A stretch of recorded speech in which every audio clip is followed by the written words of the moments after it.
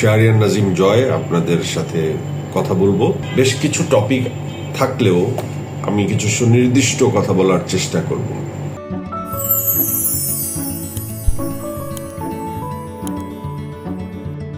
শাহরিয়ার নাজিম জয় একসময়কার TV পর্দার জনপ্রিয় আলোচিত মুখ, আলোচিত অভিনেতা এবং সংবাদ উপস্থাপক।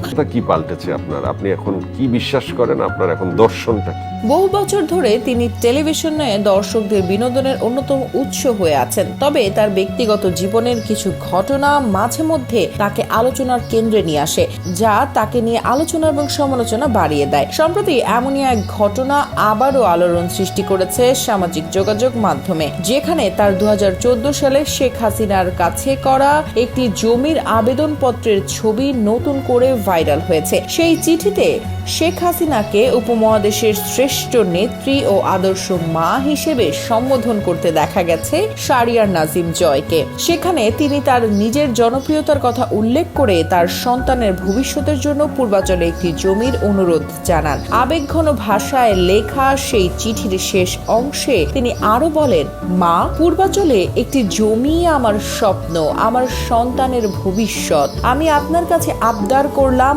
আপনি আপনার এই সন্তানের আবদার ফেলে দেবেন না, আমি জানি।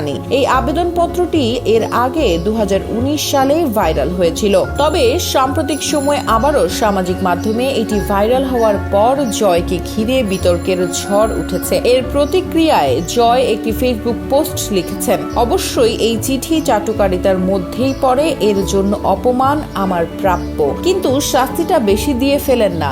আল্লাহ আপনাদেরও ক্ষমা করবেন না। ঘৃণা না ছড়িয়ে সবাই মিলে ভালো থাকি। 2007 সালে গোধূলি লগ্নে নাটক দিয়ে টেলিভিশন পর্দায় অভিষেক ঘটেছিল শাহরিয়ার নাজিম জয়ের। এছাড়াও তিনি এটিএন বাংলার celebrity talk show sense of humour করে বেশ খ্যাত। এশিয়ান টিভির কমন সেন্স এবং 21 টেলিভিশনের সঙ্গে উইথ নাজিম জয় অনুষ্ঠান উপস্থাপনা করছেন তিনি।